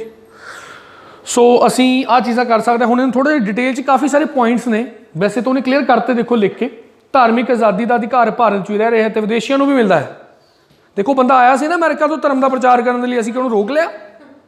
ਉਹ ਅਲੱਗ ਗੱਲ ਹੈ, ਉਹ ਇਲੀਗਲ ਜਗ੍ਹਾ 'ਤੇ ਚਲਾ ਗਿਆ, ਪਰ ਉੱਦਾਂ ਜੇ ਕਰੀ ਜਾਂਦਾ ਤਾਂ ਕਰੀ ਜਾਂਦਾ। ਕਿ ਸਾਡੇ ਦੇਸ਼ ਨਹੀਂ ਕ੍ਰਿਸਚੈਨਿਟੀ ਦਾ ਪ੍ਰਚਾਰ ਹੋ ਰਿਹਾ ਹੁੰਦਾ? ਸਾਰਿਆਂ ਦਾ ਹੀ ਹੋ ਰਿਹਾ ਹੈ, ਸਿੱਖ ਧਰਮ ਦਾ ਵੀ ਹੋ ਰਿਹਾ ਹੈ, ਸਾਰਿਆਂ ਨੂੰ ਹੱਕ ਵੀ ਹੈ, ਹਿੰਦੂ ਧਰਮ ਦਾ ਵੀ ਹੋ ਰਿਹਾ ਹੈ, ਕ੍ਰਿਸਚੈਨਿਟੀ ਦਾ ਵੀ ਹੈ, ਇਸਲਾਮ ਧਰਮ ਦਾ ਵੀ। ਕੋਈ ਦਿੱਕਤ ਵਾਲੀ ਗੱਲ ਹੀ ਨਹੀਂ ਹੈਗੀ, ਕਿਉਂਕਿ ਅਧਿਕਾਰ ਸਾਨੂੰ ਮਿਲਿਆ ਸੰਵਿਧਾਨ ਤੋਂ। ਆਰਟੀਕਲ 25 ਗੱਲ ਕਰਦਾ ਕਿਹੜਾ ਮਰਜ਼ੀ ਧਰਮ ਅਪਣਾਓ, ਉਹਦੇ ਹਿਸਾਬ ਨਾਲ ਚੱਲੋ, ਕੋਈ ਟੈਨਸ਼ਨ ਨਹੀਂ, ਤੁਹਾਨੂੰ ਕਦੇ ਰੋਕਿਆ ਨਹੀਂ ਜਾਊਗਾ। ਪਰ ਤੁਹਾਡਾ ਜਿਹੜਾ ਧਰਮ ਹੈ ਉਹ ਪਬਲਿਕ ਆਰਡਰ, ਮੋਰੈਲਿਟੀ ਤੇ ਹੈਲਥ ਨੂੰ ਖਰਾਬ ਨਾ ਕਰੇ। ਤੁਹਾਡੇ ਧਰਮ ਦੇ ਕਰਮਕਾਂਡ ਕਰਨ ਦੇ ਚੱਕਰ 'ਚ ਬਾਕੀ ਕਿਸੇ ਦਾ ਨੁਕਸਾਨ ਨਾ ਹੋ ਜਾਵੇ, ਸੁਸਾਇਟੀ ਦਾ। ਤੁਸੀਂ ਕਿਤੇ ਪਤਾ ਲੱਗੇ ਬਲੀਆਂ ਦੇਣ ਲੱਗ ਜਾਓ ਬੱਚਿਆਂ ਦੀਆਂ, ਇਟਸ ਨਾਟ ਅਲਾਊਡ। ਇਹ ਐਕਸੈਪਸ਼ਨ ਹੈ। ਆਰਟੀਕਲ 25 ਗੱਲ ਕਰਦਾ ਹੈ ਵੀ ਤੁਹਾਡਾ ਵਿਵੇਕ ਜੋ ਤੁਹਾਨੂੰ ਕਹਿੰਦਾ ਹੈ, ਅੰਦਰੋਂ ਦੀ ਜਿਹੜੀ ਆਵਾਜ਼ ਆਉਂਦੀ ਹੈ ਧਰਮ ਦੇ ਪ੍ਰਤੀ, ਉਹ ਕਰੋ। ਮੰਨੋ ਕਿਸੇ ਧਰਮ ਨੂੰ, ਅਭਿਆਸ ਕਰੋ, ਕੋਈ ਪ੍ਰੈਕਟਿਸ ਕਰੋ, ਉਸ ਤੋਂ ਬਾਅਦ ਪ੍ਰਚਾਰ ਕਰੋ, ਕੋਈ ਦਿੱਕਤ ਨਹੀਂ। ਆਰਟੀਕਲ ਨੰਬਰ 25 ਗੱਲ ਕਰਦਾ। ਕਲੀਅਰ ਹੈ ਜੀ?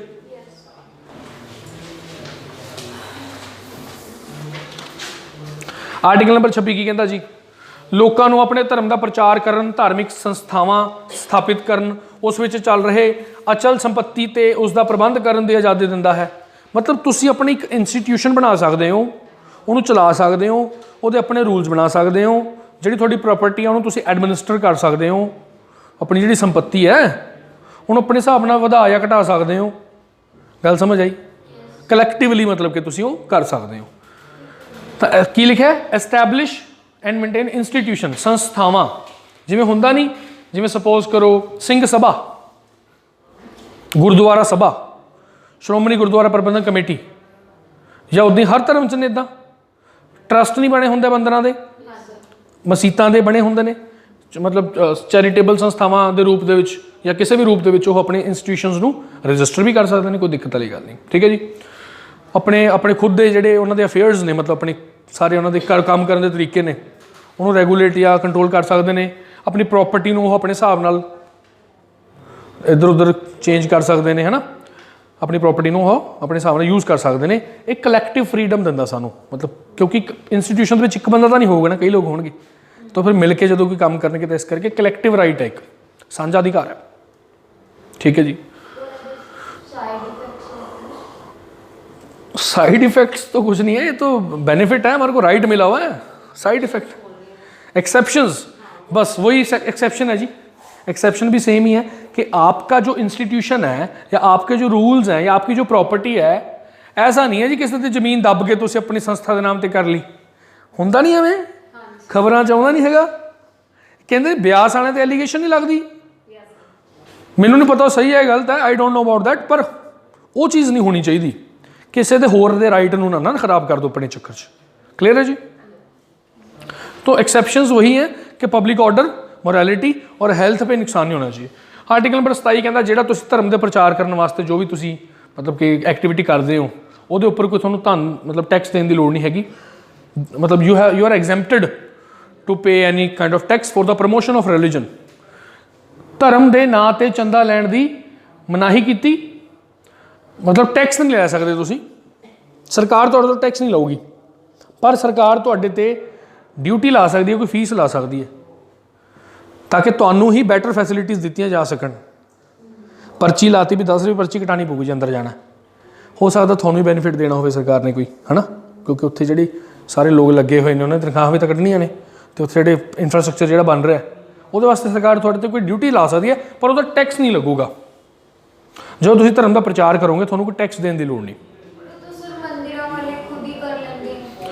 ਕਰ ਲੈਂਦੇ ਆ, ਬਸ ਇਹ ਉਹਨਾਂ ਨੂੰ ਇੱਕ ਰਾਈਟ ਮਿਲਦਾ ਵੀ ਤੁਸੀਂ ਜਿਹੜਾ ਹੈਗਾ ਤੁਹਾਨੂੰ ਟੈਕਸ ਨਹੀਂ ਦੇਣਾ ਪਏਗਾ ਸਰਕਾਰ ਨੂੰ, ਇਨਕਮ ਦੇ ਉੱਪਰ ਕੋਈ ਟੈਕਸ ਨਹੀਂ ਲੱਗੇਗਾ ਧਰਮ ਦੇ ਪ੍ਰਚਾਰ ਲਈ ਜੋ ਤੁਸੀਂ ਇਨਕਮ ਸ਼ੋਅ ਕੀਤੀ। ਠੀਕ ਹੈ ਜੀ। ਪਰ GST ਲੱਗਦਾ, GST is applicable goods and services tax. ਮਤਲਬ ਜਦੋਂ ਮੰਨ ਲਓ ਸਪੋਜ਼ ਕਰੋ ਕਿਸੇ ਮੰਦਿਰ ਦੇ ਵਿੱਚ ਲੰਗਰ ਬਣਨਾ, ਲੰਗਰ ਬਣਨ ਦੇ ਲਈ ਜੋ ਸਮੱਗਰੀ ਆਊਗੀ, ਜਦੋਂ ਜਾਣਗੇ ਉੱਥੇ ਦੁਕਾਨ 'ਤੇ ਸਮਾਨ ਰਾਸ਼ਨ ਲੈਣ ਲਈ ਤਾਂ GST ਤਾਂ ਲੱਗਿਆ ਹੁੰਦਾ ਹਰੇਕ ਚੀਜ਼ 'ਤੇ, ਉਹ ਲੱਗੂਗਾ ਉੱਤੇ। ਸਰਕਾਰ ਦੀ ਮਰਜ਼ੀ ਹੈ, ਜੋ ਛੱਡਣਾ ਚਾਹੇ ਛੱਡ ਸਕਦੀ ਹੈ। ਤੁਹਾਨੂੰ ਪਤਾ ਗੋਲਡਨ ਟੈਂਪਲ ਦੇ ਵਿੱਚ ਵੀ, ਕਿਉਂਕਿ GST ਦੋਨੋਂ ਸਰਕਾਰਾਂ ਲਾਉਂਦੀਆਂ, ਸਟੇਟ ਅਤੇ ਸੈਂਟਰ, ਤਾਂ ਇਹਦੇ ਵਿੱਚ ਗੋਲਡਨ ਟੈਂਪਲ ਦੇ ਵਿੱਚ ਸਟੇਟ ਗੌਰਮੈਂਟ ਨੇ ਤਾਂ ਆਪਣਾ GST ਛੱਡਤਾ, ਸੈਂਟਰ ਨੇ ਨਹੀਂ ਛੱਡਿਆ। ਠੀਕ ਹੈ ਨਾ। ਪਰ ਦੇਖਿਆ ਜਾਵੇ ਉਹ ਵੀ ਫਿਰ ਕੀ ਹੋ ਜਾਂਦਾ ਨਾ, ਫਿਰ ਹੁਣ ਇਸ ਟਾਈਮ ਜਿਹੜਾ ਗੋਲਡਨ ਟੈਂਪਲ ਵਾਸਤੇ ਹੈ, ਕੱਲ੍ਹ ਨੂੰ ਬਾਕੀ ਧਰਮਾਂ ਵਾਲੇ ਲੋਕ ਵੀ ਕਹਿਣਗੇ ਵੀ ਸਾਡੇ ਵਾਸਤੇ ਛੱਡੋ।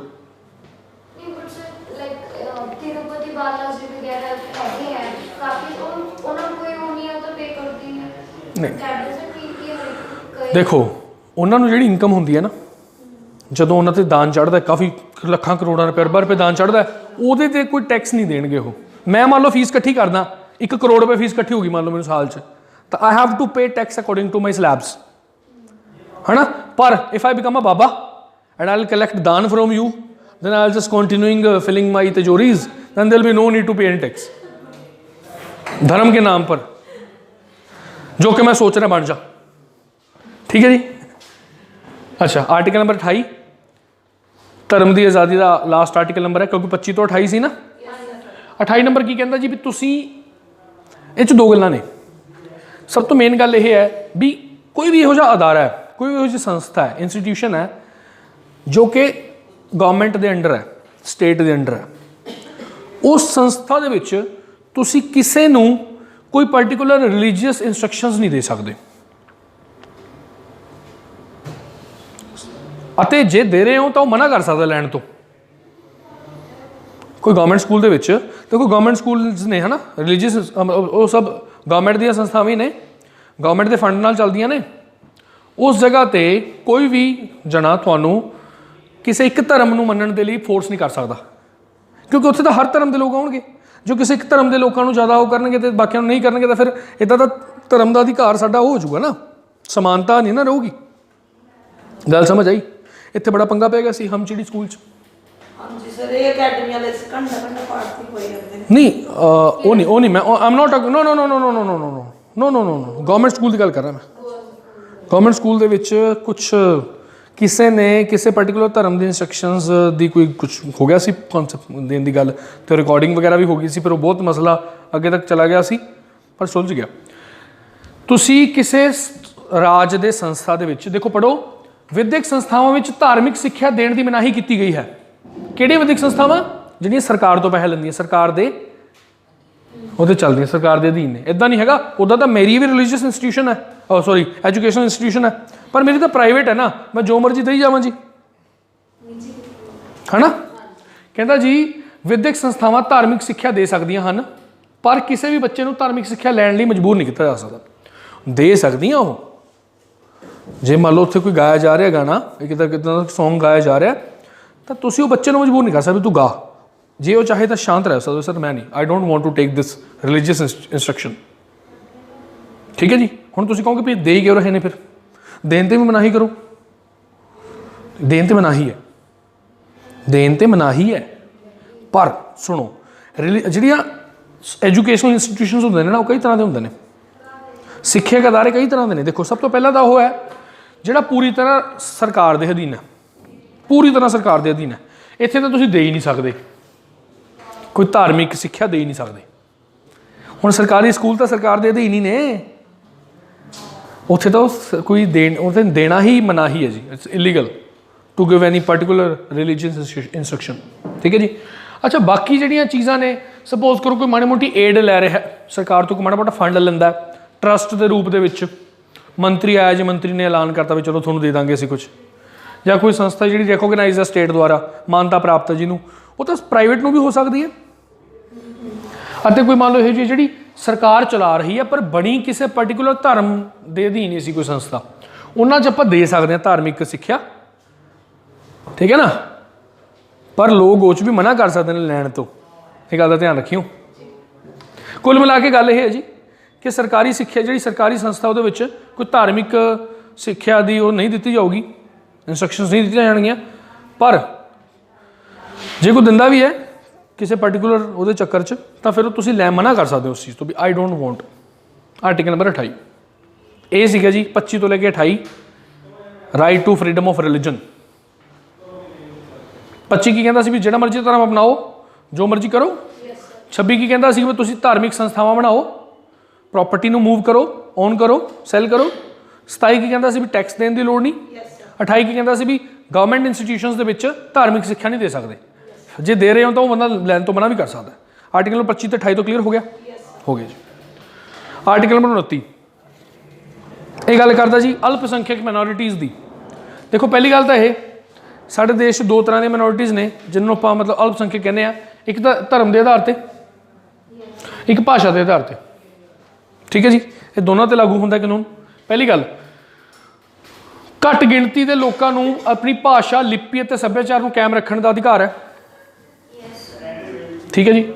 ਇਸ ਅਧਿਕਾਰ ਅਧੀਨ ਰਾਜ ਆਰਥਿਕ ਤੌਰ ਤੇ ਪਛੜੀਆਂ ਸ਼੍ਰੇਣੀਆਂ, ਅਨੁਸੂਚਿਤ ਜਾਤੀਆਂ ਤੇ ਕਬੀਲਿਆਂ ਲਈ ਵਿਦਿਅਕ ਸੰਸਥਾਵਾਂ ਵਿੱਚ ਸੀਟਾਂ ਰੱਖ ਸਕਦਾ ਹੈ। ਮਤਲਬ ਇਹਨਾਂ ਮਾਈਨੋਰਿਟੀਜ਼ ਵਾਸਤੇ ਜਿਹੜਾ ਹੈਗਾ ਅਸੀਂ ਵਿਦਿਅਕ ਅਦਾਰਿਆਂ 'ਚ, ਵਿਦਿਅਕ ਅਦਾਰੇ ਸਮੇਂ ਤੋਂ ਐਜੂਕੇਸ਼ਨਲ ਇੰਸਟੀਟਿਊਸ਼ਨਸ, ਉਹਨਾਂ 'ਚ ਅਸੀਂ ਰਿਜ਼ਰਵੇਸ਼ਨ ਰੱਖ ਸਕਦੇ ਹਾਂ। ਆਰਟੀਕਲ 29 ਗੱਲ ਕਰਦਾ ਜੀ ਮਾਈਨੋਰਿਟੀਜ਼ ਦੀ ਪ੍ਰੋਟੈਕਸ਼ਨ ਦੀ। ਸਾਡੇ ਦੇਸ਼ 'ਚ 6 ਧਰਮ ਨੇ ਜਿਹੜੇ ਮਾਈਨੋਰਿਟੀਜ਼ ਦੇ ਅੰਡਰ ਆਉਂਦੇ ਨੇ। ਉਹ ਕਿਹੜੇ ਕਿਹੜੇ ਨੇ? ਹਿੰਦੂ ਧਰਮ ਨੂੰ ਛੱਡ ਦਿਓ, ਬਾਕੀ ਸਾਰੇ ਮਾਈਨੋਰਿਟੀਜ਼ ਨੇ। ਕਿਹੜੇ ਕਿਹੜੇ ਧਰਮ ਹੋ ਗਏ ਜੀ? ਸਿੱਖ, ਮੁਸਲਿਮ, ਕ੍ਰਿਸਚਨ, ਜੈਨਿਸਟ, ਬੁੱਧਿਸਟ ਅਤੇ ਹੋਰ ਕੌਣ ਨੇ ਜੀ? Parsi, Anglo Indians. ਉਹ ਕੋਈ ਧਰਮ ਕ੍ਰਿਸਚਨਸ ਹੀ ਹੁੰਦੇ ਜ਼ਿਆਦਾਤਰ, ਲੇਕਿਨ ਉਹ ਕਿਸੇ ਵੀ ਧਰਮ ਦੇ ਹੋ ਸਕਦੇ ਨੇ। No, don't take their name. No, that is a different thing. Reservation is given in parliament. That is a different concept. And in state legislatures also. ਵਿਧਾਨ ਸਭਾਵਾਂ ਦੇ ਵਿੱਚ ਇੱਕ ਬੰਦੇ ਨੂੰ ਐਂਗਲੋ ਇੰਡੀਅਨ ਨੂੰ ਰੱਖਿਆ ਜਾ ਸਕਦਾ ਨਾ, ਜੇ ਗਵਰਨਰ ਚਾਹੇ, ਅਤੇ ਲੋਕ ਸਭਾ 'ਚ 2 ਬੰਦਿਆਂ ਨੂੰ। ਪਰ ਇਹ 2020 ਤੱਕ ਹੀ ਸੀ, 95ਵਾਂ ਸੰਸ਼ੋਧਨ। ਚਲੋ, ਮਾਈਨੋਰਿਟੀਜ਼ ਨੇ, ਇਹਨਾਂ ਦੇ ਪ੍ਰੋਟੈਕਸ਼ਨ ਕਰਨਾ ਸਰਕਾਰ ਦੀ ਜ਼ਿੰਮੇਵਾਰੀ ਬਣਦੀ ਹੈ। ਠੀਕ ਹੈ ਜੀ। ਉਹ ਤੋਂ ਬਾਅਦ ਕਹਿੰਦਾ ਜੀ ਲੈਂਗੁਏਜ ਜਾਂ ਸਕ੍ਰਿਪਟ ਆਪਣੀ ਹੋਵੇ ਤਾਂ ਉਹਨੂੰ ਆਪਾਂ ਕਹਿ ਸਕਦੇ ਹਾਂ ਮਾਈਨੋਰਿਟੀ ਕਹਿ ਸਕਦੇ ਹਾਂ। ਤਾਂ ਇਹਨਾਂ ਨੂੰ ਕਿਸੇ ਗਵਰਨਮੈਂਟ ਇੰਸਟੀਟਿਊਸ਼ਨ ਦੇ ਵਿੱਚ, ਉਹੋ ਜਿਹਾ ਕੋਈ ਵੀ ਅਦਾਰਾ ਜਿਹਦੇ ਵਿੱਚ ਜੋ ਮਤਲਬ ਗਵਰਨਮੈਂਟ ਦੇ ਅੰਡਰ ਆਉਂਦਾ, ਉਹਦੇ ਵਿੱਚ ਐਡਮਿਸ਼ਨ ਤੋਂ ਰੋਕਿਆ ਨਹੀਂ ਜਾ ਸਕਦਾ ਵੀ ਤੈਨੂੰ ਅਸੀਂ ਐਡਮਿਸ਼ਨ ਨਹੀਂ ਦੇਵਾਂਗੇ। ਮਤਲਬ ਮਾਈਨੋਰਿਟੀਜ਼ ਦੀ ਪ੍ਰੋਟੈਕਸ਼ਨ ਕਰਦਾ ਸਾਡਾ ਦੇਸ਼ ਜਿਹੜਾ ਹੈਗਾ, ਉਹ ਮਾਈਨੋਰਿਟੀਜ਼ ਦੀ ਪ੍ਰੋਟੈਕਸ਼ਨ ਕਰਦਾ। ਦੁਨੀਆ ਦੇ ਬਹੁਤ ਘੱਟ ਸੰਵਿਧਾਨ ਇਹੋ ਜਿਹੇ ਨੇ ਜਿਹੜੇ ਅਲਪਸੰਖਿਅਕ ਯਾਨੀ ਮਾਈਨੋਰਿਟੀਆਂ ਨੂੰ ਪ੍ਰੋਟੈਕਸ਼ਨ ਦੇਣ ਦੀ ਗੱਲ ਕਰਦੇ ਨੇ। ਹੁਣ ਜਿਹੜਾ ਨਵਾਂ ਕਾਨੂੰਨ ਆਇਆ ਹੈ CAA ਸਿਟੀਜ਼ਨਸ਼ਿਪ ਅਮੈਂਡਮੈਂਟ ਐਕਟ, ਇਹ ਵੀ ਬਾਕੀ ਜਿਹੜੇ ਮੁਲਕ ਨੇ ਉਹਨਾਂ ਦੇ ਜਿਹੜੇ ਅਲਪਸੰਖਿਅਕ ਘੱਟ ਗਿਣਤੀ ਵਾਲੇ ਲੋਕ ਨੇ, ਬਾਕੀ ਮੁਲਕ ਜਿਹੜੇ 3 ਮੁਲਕ ਨੇ ਪਾਕਿਸਤਾਨ, ਅਫਗਾਨਿਸਤਾਨ, ਬੰਗਲਾਦੇਸ਼, ਉੱਥੇ ਜਿਹੜੇ ਮਾਈਨੋਰਿਟੀਜ਼ ਦੇ ਵਿੱਚ ਜਿਹੜੇ ਲੋਕ ਰਹਿੰਦੇ ਨੇ ਰਿਲੀਜੀਅਸ ਮਾਈਨੋਰਿਟੀਜ਼, ਉਹਨਾਂ ਨੂੰ ਪ੍ਰੋਟੈਕਟ ਕਰਨ ਦੀ ਗੱਲ ਕਰਦਾ। ਪਰ ਉਹ ਫਿਰ ਇਹ ਤਰਕ ਚੱਕਿਆ ਜਾਂਦਾ ਹਮੇਸ਼ਾ ਵੀ ਦੇਖੋ ਜੀ ਜ਼ਰੂਰੀ ਤਾਂ ਨਹੀਂ ਹੈਗਾ ਵੀ ਹਮੇਸ਼ਾ ਕਿ ਪਾਕਿਸਤਾਨ ਦੇ ਵਿੱਚ ਕਿ ਮੁਸਲਮਾਨਾਂ ਦੀ ਪ੍ਰਤਾੜਨਾ ਨਹੀਂ ਹੁੰਦੀ ਹੋਊਗੀ। ਅੱਛਾ ਇਹ ਦੱਸੋ ਆਪਣਾ ਇੰਡੀਆ ਨਾ, ਇੰਡੀਆ ਭਾਰਤ, ਕਿ ਸਾਡੇ ਦੇਸ਼ ਦੇ ਵਿੱਚ ਹਿੰਦੂਆਂ ਦੀ ਪ੍ਰਤਾੜਨਾ ਨਹੀਂ ਹੁੰਦੀ? ਜਿਹੜੇ ਦਲਿਤ ਨੇ ਉਹਨਾਂ ਦੀ ਪ੍ਰਤਾੜਨਾ ਨਹੀਂ ਹੁੰਦੀ? ਪਰ ਉਹ ਤਾਂ ਹਿੰਦੂ ਹੀ ਨੇ। ਕਿ ਪਾਕਿਸਤਾਨ ਦੇ ਵਿੱਚ ਜਿਹੜੇ ਮੁਸਲਿਮ ਨੇ ਉਹਨਾਂ ਦੀ ਪ੍ਰਤਾੜਨਾ ਨਹੀਂ ਹੋ ਸਕਦੀ? ਹੁੰਦੀ ਹੋਣੀ ਹੈ। ਹੋ ਸਕਦਾ ਜਿਹੜੇ ਸ਼ੀਆ ਮੁਸਲਮਾਨ ਨੇ, ਕਿਉਂਕਿ ਪਾਕਿਸਤਾਨ ਦੇ ਵਿੱਚ ਮੈਜੋਰਿਟੀ ਇੱਕ ਸੁੰਨੀ ਮੁਸਲਮਾਨਾਂ ਦੀ ਹੈ ਨਾ, ਉੱਥੇ ਸ਼ੀਆ ਮੁਸਲਮਾਨਾਂ ਦੀ ਪ੍ਰਤਾੜਨਾ ਹੁੰਦੀ ਹੋਊਗੀ। ਤਾਂ ਸਰਕਾਰ ਨੇ ਉਹਨਾਂ ਵੇਲੇ ਤਾਂ ਆਪਣਾ ਮਤਲਬ ਮੂੰਹ ਮੋੜ ਲਿਆ। ਇਸ ਗੱਲ ਕਰਕੇ ਥੋੜ੍ਹਾ ਜਿਹਾ ਕੋਸਿਆ ਜਾ ਰਿਹਾ ਹੈ ਵੀ ਤੁਸੀਂ ਇਹ ਗਲਤ ਕੀਤਾ, ਤੁਸੀਂ ਵੈਸੇ ਧਰਮ ਦੇ ਆਧਾਰ 'ਤੇ ਨਹੀਂ, ਵੈਸੇ ਹੀ ਕਹਿੰਦੇ ਵੀ ਕੋਈ ਵੀ ਇਨਸਾਨ ਜਿਹੜੀ ਪ੍ਰਤਾੜਨਾ ਹੋ ਰਹੀ ਹੈ ਉਹਨੂੰ ਵੈਸੇ ਤਾਂ ਲੋੜ ਹੀ ਨਹੀਂ ਸੀਗੀ ਜੀ, ਇਹ ਡਬਲ ਸਟੈਂਡਰਡ ਰੱਖਣ ਦੀ ਲੋੜ ਨਹੀਂ। ਕਾਹਦੇ ਵਾਸਤੇ ਦੇਣੀ? ਹੋ ਜਾਣ ਤੋਂ ਪ੍ਰਤਾੜਨਾ ਤੁਸੀਂ ਕੀ ਲੈਣਾ? Do you think we need to give like protection to the people of Pakistan, Afghanistan and Bangladesh? ਪਹਿਲਾਂ ਆਪਣੇ ਨਾਲ ਤਾਂ ਸਾਂਭ ਲਓ, ਆਪਣੇ ਨਾਲ ਤਾਂ ਦੇ ਦਿਓ ਨੌਕਰੀ, ਆਪਣੇ ਨਾਲ ਨੌਕਰੀ ਦੇ ਦਿਓ, ਉਸ ਤੋਂ ਬਾਅਦ ਕਰੋ ਜੋ ਬੁਲਾਓ ਜਿਹਨੂੰ ਬੁਲਾਉਣਾ, ਸਾਨੂੰ ਕੋਈ ਟੈਨਸ਼ਨ ਨਹੀਂ। ਤਾਂ ਪਹਿਲਾਂ ਹੀ ਬਹੁਤ ਪ੍ਰੈਸ਼ਰ ਹੈ, ਪੋਪੂਲੇਸ਼ਨ ਪ੍ਰੈਸ਼ਰ ਹੈ ਸਾਡੇ ਦੇਸ਼ ਦੇ ਉੱਪਰ, ਅਤੇ ਅਸੀਂ ਇਹੋ ਜਿਹੇ ਕਾਨੂੰਨ ਪਾਸ ਕਰਦੇ ਚੰਗੇ ਨਹੀਂ ਲੱਗਦੇ।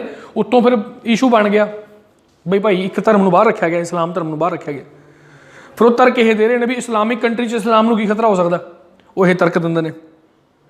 ਫਿਰ ਆਪਾਂ ਨਹੀਂ, ਪਰ ਮੈਂ ਤੁਹਾਨੂੰ ਐਗਜ਼ਾਮਪਲ ਦਿੱਤੀ ਹੈ ਨਾ ਕਿ ਹਿੰਦੁਸਤਾਨ 'ਚ ਹਿੰਦੂ ਨੂੰ ਖਤਰਾ ਨਹੀਂ ਹੈਗਾ, ਹੋ ਸਕਦਾ ਨਾ, ਉੱਥੇ ਵੀ ਹੋ ਸਕਦਾ। ਮੋਟੇ ਮੋਟੇ ਤੌਰ 'ਤੇ ਦੇਖਿਆ ਜਾਵੇ ਫਿਰ ਤਾਂ ਠੀਕ ਹੈ, ਪਰ ਹਜੇ ਲੋੜ ਨਹੀਂ ਸੀ ਹਜੇ ਕਾਨੂੰਨ ਦੀ। ਹਜੇ ਆਪਾਂ ਬਾਕੀ ਸਾਡੀ ਆਰਥਿਕ ਪ੍ਰੋਬਲਮਸ ਤੋਂ ਜੂਝ ਰਹੇ ਹਾਂ ਅਸੀਂ। ਸਰ ਐਕਚੁਅਲੀ ਬੇਸਿਕਲੀ ਤਾਂ ਉਹ ਜਿਹੜੇ 19 ਲੱਖ ਇਮੀਗ੍ਰੈਂਟਸ ਇਲੀਗਲ ਨੇ ਉਹਨਾਂ ਨੂੰ ਭੇਜਣ ਦਾ ਤਰੀਕਾ ਹੀ ਕੱਢਿਆ ਇਹਨਾਂ ਨੇ। ਨਹੀਂ, ਪਰ ਇਹਦੇ ਨਾਲ ਬਾਕੀ ਲੋਕਾਂ ਨੂੰ ਅਧਿਕਾਰ ਤਾਂ ਮਿਲ ਗਿਆ ਨਾ ਇੰਡੀਆ 'ਚ ਆਉਣ ਦਾ। ਦੋਜ਼ ਹੂ ਹੈਵ ਲਾਈਕ ਮਤਲਬ ਫਿਰ ਤਾਂ ਜਾਂ ਤਾਂ ਸਾਰਿਆਂ ਨੂੰ ਭੇਜ ਦਿਓ। ਅੱਛਾ ਵੀ ਤੁਸੀਂ ਸਿਰਫ ਉਹਨਾਂ 'ਚੋਂ ਮੁਸਲਮਾਨਾਂ ਨੂੰ ਭੇਜਤਾ ਅਤੇ ਬਾਕੀ ਹਿੰਦੂਆਂ ਨੂੰ ਅਤੇ ਬਾਕੀਆਂ ਨੂੰ ਰੱਖ ਲਿਆ ਇੱਥੇ। ਸਿਟੀਜ਼ਨਸ਼ਿਪ ਅਮੈਂਡਮੈਂਟ ਐਕਟ ਇਹੀ ਕਹਿੰਦਾ। But the thing is this ਕਿ ਜਿਹੜੇ ਦੂਸਰੇ ਰਿਲੀਜਨਸ ਚੋਂ ਹਿੰਦੂ ਜਾਂ ਜੈਨਿਜ਼ਮ ਹੈਗੇ ਉਹ ਬੋਡੋ ਕਮਿਊਨਿਟੀ ਐਕਟ ਦੇ ਤਹਿਤ ਰਹਿੰਦੇ, ਜਿਹੜਾ ਅਸਾਮ ਦੇ ਵਿੱਚ ਨਹੀਂ ਹੋਇਆ। ਉਹ ਤਾਂ ਸਿਰਫ ਬੰਗਲਾਦੇਸ਼ ਤੇ ਇੰਡੀਆ ਦੀ ਪ੍ਰੋਬਲਮ ਹੈ, ਉਹਨੂੰ ਛੱਡੋ। Largely we are talking about citizenship amendment. ਚਲੋ we'll talk on some other day, ਕੋਈ ਦਿੱਕਤ ਨਹੀਂ ਇਹਦੇ ਉੱਪਰ। ਬਸ ਇਹ ਸਮਝੋ ਵੀ ਇੱਕ ਧਰਮ ਨੂੰ ਚੋਂ ਬਾਹਰ ਰੱਖਿਆ ਗਿਆ, ਪਰ ਸਾਡਾ ਜਿਹੜਾ ਸੰਵਿਧਾਨ ਹੈ ਉੱਥੇ ਅੱਜ ਤੱਕ ਤਾਂ ਇਹੋ ਜਿਹੀ ਕੋਈ ਗੱਲ ਨਹੀਂ ਹੋਈ ਵੀ ਆਪਾਂ ਇੱਕ ਪਰਟੀਕੂਲਰ ਧਰਮ ਨੂੰ ਜਿਹੜਾ ਹੈਗਾ ਬਾਹਰ ਰੱਖੀਏ ਜਾਂ ਕਿਸੇ ਨੂੰ ਇੱਕ ਨੂੰ ਫਾਇਦਾ ਦਈਏ। ਸੋ ਇਸ ਕਰਕੇ ਥੋੜ੍ਹਾ ਜਿਹਾ ਕਿਤੇ ਨਾ ਕਿਤੇ ਇਹ ਚੀਜ਼ ਖਟਕਦੀ ਹੈ। ਆਰਟੀਕਲ 29 ਕਲੀਅਰ ਹੋ ਗਿਆ ਜੀ। ਜਿਹੜੀਆਂ ਮਾਈਨੋਰਿਟੀਜ਼ ਨੇ, ਅਲਪਸੰਖਿਅਕ ਜਿਹੜੀਆਂ ਸੰਸਥਾ ਮਤਲਬ ਉਹ ਨੇ ਲੋਕ ਨੇ ਸਾਡੇ ਦੇਸ਼ ਦੇ, ਉਹਨਾਂ ਦੀ ਪ੍ਰੋਟੈਕਸ਼ਨ ਦੀ ਗੱਲ। ਆਰਟੀਕਲ ਨੰਬਰ 30 ਕੀ ਕਹਿੰਦਾ ਜੀ? ਜਿਹੜੇ ਇੰਸਟੀਟਿਊਸ਼ਨ ਬਣਾ ਸਕਦੀਆਂ ਨੇ ਮਾਈਨੋਰਿਟੀਜ਼ ਆਪਣੇ ਖੁਦ ਦੇ,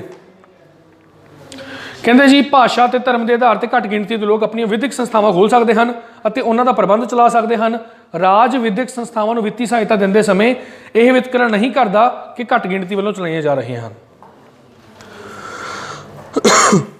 ਬਸ ਦੋ ਗੱਲਾਂ ਨਹੀਂ ਜੀ, ਕੋਈ ਲੰਬੀ ਚੌੜੀ ਗੱਲ ਹੈ ਨਹੀਂ। ਦੇ ਦੂਗਾ ਉਹ, ਕਿਉਂਕਿ ਇੱਥੇ ਉਹਨਾਂ ਦੀ ਪ੍ਰੋਟੈਕਸ਼ਨ ਦੀ ਇਹ ਗੱਲ ਹੈ। ਸਰਕਾਰ ਉਹਨਾਂ ਨੂੰ ਫੰਡ ਇਸ ਕਰਕੇ ਦਊਗੀ ਕਿਉਂਕਿ ਸਰਕਾਰ ਨੂੰ ਪਤਾ ਵੀ ਉਹ ਮਾਈਨੋਰਿਟੀ ਨੇ, ਉਹਨਾਂ ਨੂੰ ਸਹਾਇਤਾ ਦੀ ਲੋੜ ਹੈ ਉਹਨਾਂ ਦੀ ਪ੍ਰਤਾੜਨਾ ਨੂੰ ਰੋਕਣ ਵਾਸਤੇ। ਇੱਕ ਇਨਡਾਇਰੈਕਟ ਸਟੈਪ ਹੈ।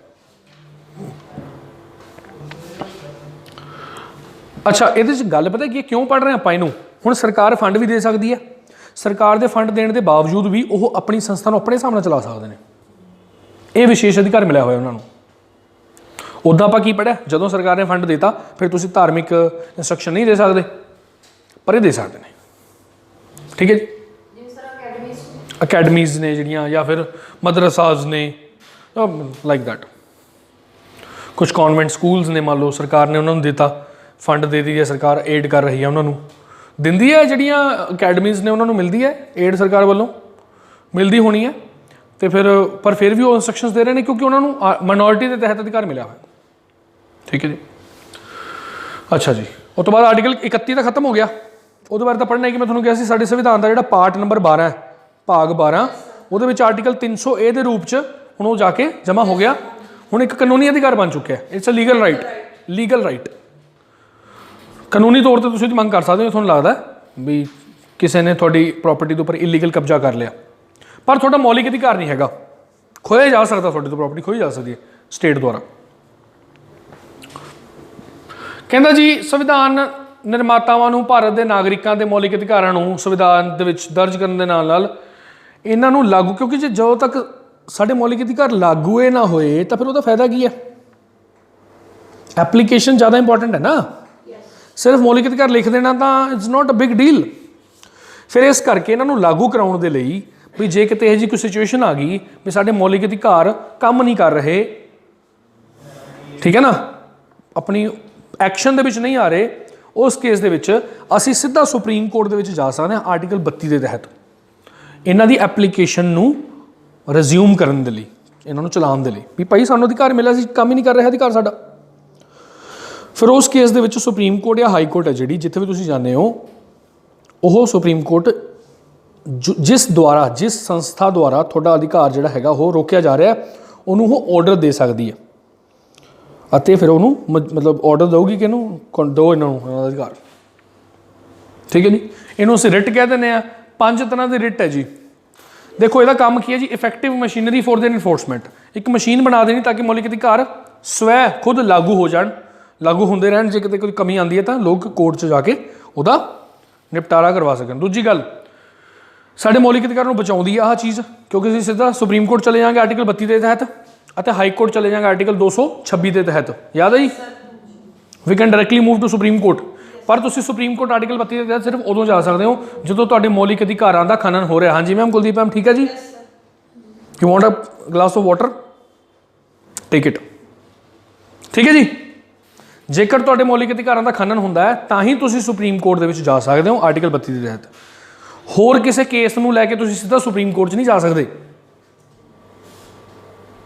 ਹਾਂ, ਜੇ ਤੁਸੀਂ ਹਾਈ ਕੋਰਟ 'ਚ ਪਹਿਲਾਂ ਆਪਣਾ ਕੇਸ ਲੜੇ ਹੋ, ਤੁਹਾਨੂੰ ਹੁਣ ਹਾਈ ਕੋਰਟ ਦਾ ਫੈਸਲਾ ਪਸੰਦ ਨਹੀਂ ਹੈਗਾ, ਫਿਰ ਤੁਸੀਂ ਉਹਦੀ ਅਪੀਲ ਸੁਪਰੀਮ ਕੋਰਟ 'ਚ ਪਾ ਸਕਦੇ ਹੋ। ਪਰ ਇਹ ਨਹੀਂ ਵੀ ਕੋਈ ਗੱਲ ਹੋ ਗਈ ਤਾਂ ਸਿੱਧਾ ਸੁਪਰੀਮ ਕੋਰਟ 'ਚ ਚਲੇ ਜਾਓਗੇ ਨਾ। ਓਨਲੀ ਮੌਲਿਕ ਅਧਿਕਾਰ। ਹਾਂਜੀ, ਆਰਟੀਕਲ 32 ਸੁਪਰੀਮ ਕੋਰਟ ਜਾਣਾ ਹੈ, ਕੀ ਕਰਨਾ ਹੈ? ਸਰ ਮੌਲਿਕ ਅਧਿਕਾਰ ਭੰਗ ਹੋਇਆ, ਆ ਜਾਓ। ਹਾਂਜੀ ਸਰ, ਚੋਰੀ ਹੋ ਗਈ ਘਰੇ, ਸੁਪਰੀਮ ਕੋਰਟ ਜਾਣਾ। ਨਹੀਂ ਬੇਟਾ, ਜਾਓ ਪੁਲਿਸ ਸਟੇਸ਼ਨ ਜਾਓ, ਫਿਰ ਸਮਾਣੇ ਕੋਰਟ 'ਚ ਜਾਇਓ, ਫਿਰ ਪਟਿਆਲੇ ਕੋਰਟ 'ਚ ਜਾਇਓ, ਫਿਰ ਹੋ ਸਕਦਾ ਤਾਂ ਫਿਰ ਚੰਡੀਗੜ੍ਹ ਹਾਈ ਕੋਰਟ 'ਚ ਜਾਇਓ। ਫਿਰ ਜੇ ਬਚ ਗਏ, ਜਦੋਂ ਤੱਕ ਜਿਉਂਦੇ ਰਹੇ ਤਾਂ ਆ ਜਾਇਓ ਫਿਰ ਸੁਪਰੀਮ ਕੋਰਟ, ਠੀਕ ਹੈ ਜੀ। ਅਦਰਵਾਈਜ਼ ਮੌਲਿਕ ਅਧਿਕਾਰ ਭੰਗ ਹੋ ਰਹੇ ਨੇ ਆਰਟੀਕਲ 15, 16, 17, 18, 19, 20, 21, ਫਿਰ ਆ ਜਾਓ। ਨਹੀਂ ਸਰ, ਉਹ ਤਾਂ ਨਹੀਂ ਭੰਗ ਹੋ ਰਹੇ, ਜਾਓ ਫਿਰ, ਠੀਕ ਹੈ ਜੀ। ਸੋ ਸੁਪਰੀਮ ਕੋਰਟ ਇਸ਼ੂ ਕਰ ਸਕਦੀ ਹੈ ਕਿਸੇ ਵੀ ਤਰ੍ਹਾਂ ਦੇ ਆਰਡਰ ਨੂੰ, ਰਿਟ ਨੂੰ। ਰਿਟ ਦਾ ਮਤਲਬ ਹੁੰਦਾ ਹੁਕਮ, ਆਰਡਰ, ਆਰਡਰ। ਰਾਸ਼ਟਰਪਤੀ ਜੇ ਚਾਹੇ ਆਰਟੀਕਲ 32 ਨੂੰ ਵੀ ਥੋੜੇ ਟਾਈਮ ਲਈ ਸਸਪੈਂਡ ਕਰ ਸਕਦਾ ਹੈ ਐਮਰਜੈਂਸੀ ਦੇ ਦੌਰਾਨ। ਕਿਹੜੀ ਐਮਰਜੈਂਸੀ? ਸਿਰਫ ਨੈਸ਼ਨਲ ਐਮਰਜੈਂਸੀ ਦੇ ਦੌਰਾਨ। ਯਾਦ ਹੈ ਨਾ, ਸਿਰਫ 20 ਤੇ 21 ਨੂੰ ਨਹੀਂ ਰੋਕ ਸਕਦੇ ਜੀ, ਬਾਕੀ ਨੂੰ ਰੋਕ ਸਕਦੇ। ਇਹ ਵੀ ਆਉਂਦਾ ਉਹਦੇ ਵਿੱਚ ਹੀ ਰੋਕਤਾ, ਨਹੀਂ ਜਾ ਸਕਦੇ ਕੋਰਟ। ਹਜੇ ਭੰਗ ਹੋ ਰਹੇ ਨੇ ਮੌਲਿਕ ਅਧਿਕਾਰ, ਕੋਈ ਨਹੀਂ, ਭੰਗ ਹੋਈ ਜਾਣ ਦਿਓ, ਪਹਿਲਾਂ ਐਮਰਜੈਂਸੀ ਲੱਗੀ ਹੋਈ ਹੈ, ਇਹਨੂੰ ਸੈੱਟ ਹੋ ਲੈਣ ਦਿਓ, ਫਿਰ ਦੇਖਾਂਗੇ। ਠੀਕ ਹੈ ਸਰ, ਓਕੇ, ਗੁੱਡ ਬਾਏ, ਜਾਓ। ਚਲੋ ਜੀ, ਆਹ 5 ਤਰ੍ਹਾਂ ਦੇ ਆਰਡਰ ਨੇ, ਰਿਟਸ ਨੇ, ਜਿਹੜੇ ਸਾਡੇ ਸੰਵਿਧਾਨ ਦੇ ਵਿੱਚ ਮੈਂਸ਼ਨ ਨੇ। ਦੇਖਿਓ ਪੰਜਾਬੀ 'ਚ ਤਾਂ ਬੜੇ ਔਖੇ ਨੇ, ਮੈਂ ਲਿਖਤੇ ਫਿਰ ਵੀ, ਮੈਂ ਕਿਹਾ ਵੀ ਇੱਦਾਂ ਨਾਰਾਜ਼ ਨਹੀਂ ਹੋਣੇ ਚਾਹੀਦੇ ਸਟੂਡੈਂਟਸ। ਹੈਬਸ ਕਾਰਪਸ, ਮੈਂਡਮਸ, ਪ੍ਰੋਹਿਬਿਸ਼ਨ, ਸਰਸ਼ਿਓਰਰੀ, ਕਿਊਵਰੰਟੋ, ਇਹ ਸਭ ਲੈਟਿਨ ਭਾਸ਼ਾ ਦੇ ਸ਼ਬਦ ਨੇ ਜੀ, ਲੀਗਲ ਮੈਕਸਿਮ ਨੇ, ਠੀਕ ਹੈ ਜੀ। ਚਲੋ ਜੀ, ਹੈਬਸ ਕਾਰਪਸ ਪੰਜਾਬੀ 'ਚ ਕਹਿੰਦੇ ਬੰਦੀ ਪ੍ਰਤੱਖੀਕਰਨ, ਕਿਸੇ ਨੂੰ ਬੰਦੀ ਨਹੀਂ ਬਣਾ ਸਕਦੇ ਜੀ। ਸਾਡੀ ਲਿਬਰਟੀ, ਸਾਨੂੰ ਆਜ਼ਾਦੀ ਮੁਹੱਈਆ ਕਰਵਾਉਂਦੀ ਹੈ ਇਹ ਚੀਜ਼।